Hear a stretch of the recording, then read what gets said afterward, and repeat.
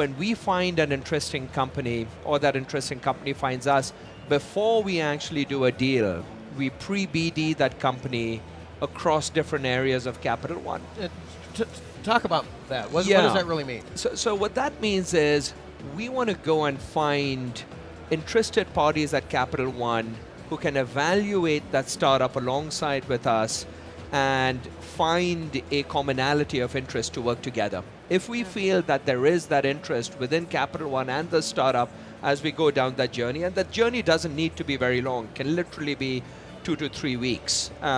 But if we find that commonality, that gives us the confidence then to invest in that company and then continue to work with that company and help that company navigate Capital One post-investment as well. You know, we've talked to a lot of the entrepreneurs that we've invested in, of the companies that we invested in, and they find that extremely valuable because you might start working with one part of Capital One, but we can help navigate to other parts of Capital One and explore different use cases as well. Well, Lauren, you're particularly focused on big data and payments applications. Yeah. Talk about what you're seeing out there and what are you looking for as you look at what's happening in that space with startup companies today? Yeah, I think in the payment space there is so much that's happening. I think we're witnessing it now.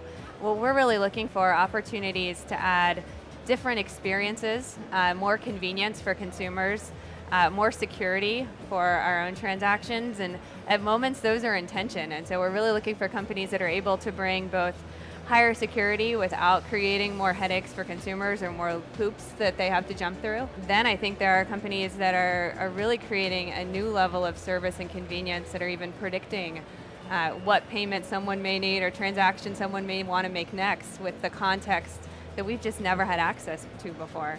And then that's where big data gets very interesting, is being able to use a lot of pieces of information that are happening in the moment and reacting to them quickly in ways that are relevant for consumers, enable us to give better offers, and make decisions faster than we've ever been able to before.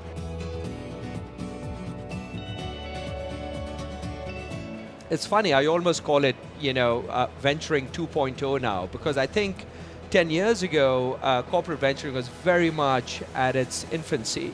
People were really getting into it. There weren't a lot of sophisticated investors doing corporate venturing. Processes and really trying to understand how investcos worked weren't really kind of mature. But what we're seeing now, and timing is pretty critical with all of this, is we're seeing sophisticated investors becoming corporate venture capitalists. We're finding that people who are literally top of their games wanting to join corporate venture capital, we're finding a level of openness across the organization and a recognition that working with startups and remaining connected to the venture community is really important.